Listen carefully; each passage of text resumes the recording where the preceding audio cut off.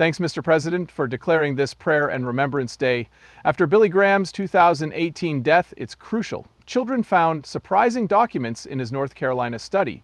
America's famous preacher's personal struggles were revealed in these writings. These papers revealed his true relationship with Nixon, his biggest regrets, and his loss of faith that nearly ended his ministry. Millions knew him from TV. Billy Graham was born on November 7, 1918, before WWI finished. On their 300-acre dairy farm near Charlotte, North Carolina, William and Morrow Graham raised over 70 cows. As a child, Billy had to milk 20 cows early in the morning and again later. School taught him discipline and work ethic. He and his sister were forced to drink beer by their father after Prohibition ended when he was 15. Billy hated alcohol forever after getting sick from it. He was a typical teen, focused on baseball and girls. However, he preached to millions worldwide. Over 2 billion people heard his sermons on TV and radio as he aged. It's amazing that someone so humble could change so much. His life changed at 16 in 1934, during a Charlotte revival meeting led by a preacher named Morai Ham. That same year, a group of local businessmen had prayed at the Graham farm, asking God to raise someone from their town to spread his message. Billy didn't want to go to the revival because he had been rejected by a local youth group for being too worldly, and he wasn't interested in religious events. But Albert MCM kept pushing him. He felt heavy footsteps as he walked to the front to give his life to Christ while talking to him. His life changed at this moment. Billy's conversion to Christianity taught millions about God. However, Billy's journey was difficult. He struggled at Bob Jones College at 18. He couldn't fit in with the strict rules. After one semester, the school's founder told him he wouldn't succeed and might only be a small-town preacher. Billy kept going. Attending Florida Bible Institute, he felt supported at the new school and preached to birds, trees, and alligators by a river. He experienced something significant while walking on the school's golf course one night in 1938. He kneeled in the grass and promised God he would do whatever was needed because he was confused about his future. This moment made him vow to preach. Billy became a Southern Baptist minister at 20 in 1939. Presbyterian by birth, he joined the Baptist faith after admiring it. His childhood sprinkling was replaced by lake immersion for his baptism. At a young age, his ordination showed that people trusted him to share God's message. Billy Graham began his evangelism career during World War II and after. He preached his first Youth for Christ sermon in Chicago at 25 on May 27, 1944. To over 2,000 people. He started traveling after this big moment. He became the first full-time employee of Youth for Christ, a youth organization, in January 1945. He spoke at rallies and founded chapters in the US, Canada, and Europe. He addressed thousands of people in over 300 cities over 7 years. These early experiences made him an enthusiastic preacher. Besides preaching, Youth for Christ rallies had music, celebrity stories, and energy. Up to 700 people attended these events. His message inspired many young people, especially after the war. Youth for Christ had over 200 international and 300 U.S. chapters by 1,946. These rallies were the start of something bigger for Billy, World Vision, and the Billy Graham Evangelistic Association. The 1949 Los Angeles Crusade, which began on September 25th under the Canvas Cathedral tent, was crucial. At first, only 3,000 people attended, but then something amazing happened. Famous radio host Stuart Ham converted to Christianity during the event. War hero and former Olympian Louis Zamperini followed suit a few days later. William Randolph Hearst ordered his newspapers to promote Billy Graham. Everyone in the country started talking about him. The 3-week crusade became an 8-week event with 400,000 attendees and thousands of commitments. This event made Billy famous and led to more crusades nationwide for Christ.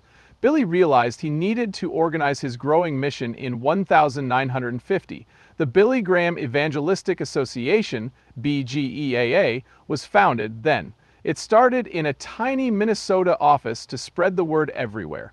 They began their radio show Hour of Decision in November 1950, and the 1950, the program was massively popular worldwide. This global group had offices in London, Sydney, and Buenos Aires. They printed magazines, made films, and made TV. This spread Billy's message. Billy and his team pledged ethics in 1948, 2 years before the BGE was founded. Scandals involving other preachers worried them. The Modesto Manifesto was created in a Modesto meeting. They agreed to be transparent about their finances, avoid sexual misconduct, work with local churches, and not brag. This defined Billy's ministry and earned millions of followers. Billy Graham transformed global Christian outreach. These efforts united millions and made him famous worldwide. He spoke at his first 12-week international event in London in 1954 to over 2 million people. He started his global mission by gathering large crowds and using media and local churches to reach more people than ever. Graham's ability to unite people despite their differences was remarkable. He held a Durban rally in 1973 during apartheid. Graham seated all 1,000,000 attendees together, regardless of race. He called racism a sin, angering the government but gaining global respect. He preached in communist Hungary in 1977, where faith was restricted, talked to over 300 people in 5 days.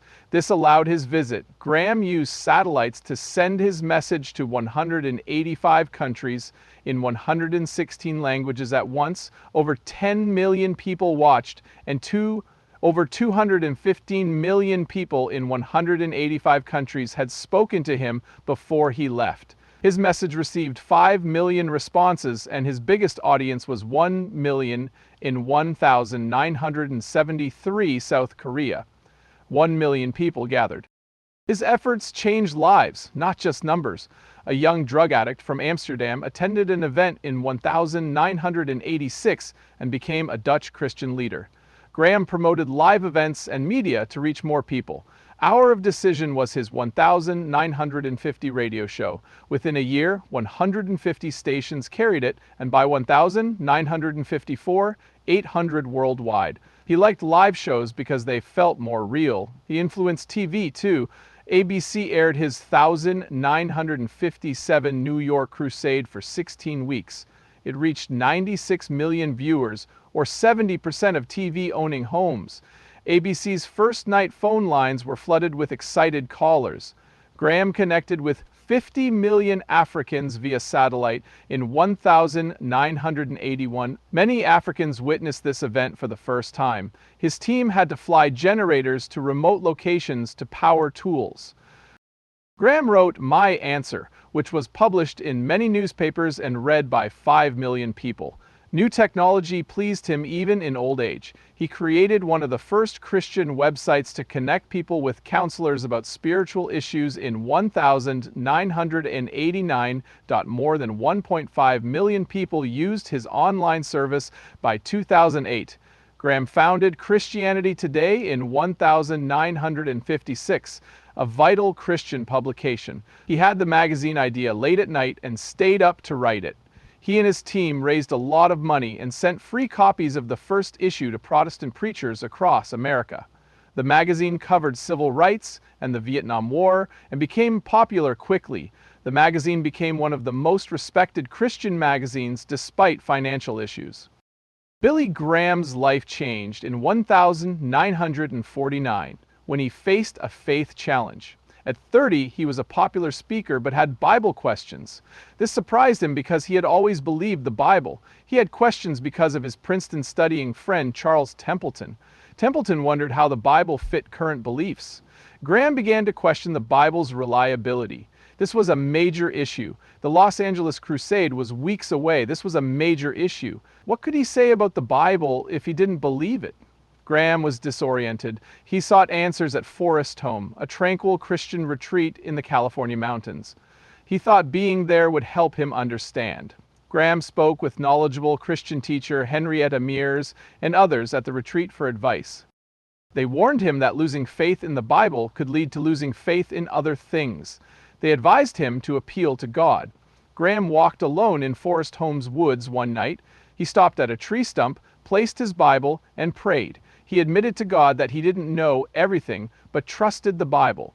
Graham said, "I'm going to believe this is your word, even if I don't understand everything."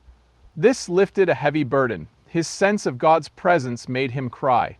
His life changed at this moment. Graham spoke differently when the Los Angeles Crusade began on September 25th, 1949. He often started his talks with, "The Bible says," showing his confidence and enthusiasm. The 3-week crusade became 8 weeks because so many people wanted to hear him. Over 3,500 people attended, and 3,000 became Christians. Graham became famous nationwide after newspaper owner William Randolph Hearst told his writers to support him. Graham moved forward without hesitation after that. He became a legendary evangelist. Over 215 million people in 185 countries heard his sermons. His largest audience was 1.1 million in South Korea. His Bible-phemic style and simplicity helped millions understand and believe. That night by the tree stump at Forest Home changed Billy Graham's life and evangelical Christianity. Billy Graham was close to many U.S. leaders, but especially Richard Nixon. After meeting Nixon in the 1950s when he was a senator, they became close. Graham wrote memos and advised Nixon on evangelical voter outreach by 1968. He was a spiritual guide and political planner.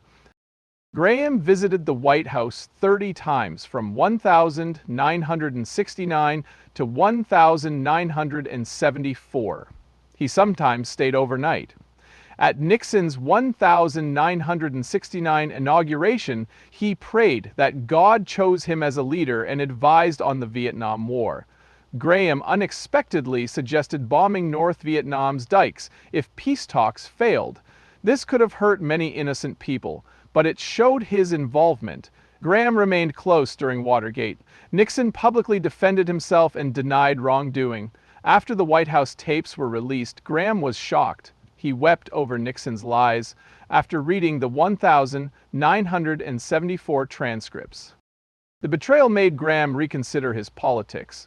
A different scandal from his past occurred in 2002. Graham and Nixon made anti-Semitic remarks in 1972 tapes. Graham agreed with Nixon that Jewish media influence was a problem. Despite their kindness, he said many Jews didn't know his true feelings.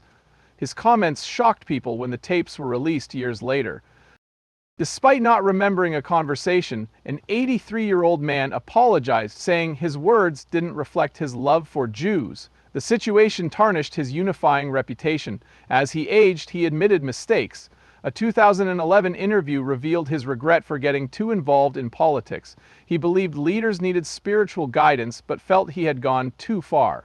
He realized Nixon lied during the Watergate scandal, which changed his political views forever. Later, he advised against political actions. He advised against mixing religion and politics in 1981, saying it could harm religion and the nation. After Nixon's 1974 resignation, he was controversial. He advised Gerald Ford to pardon Nixon to heal the nation. He called Nixon for support and urged Ford to pardon. Graham publicly defended the pardon as necessary for recovery.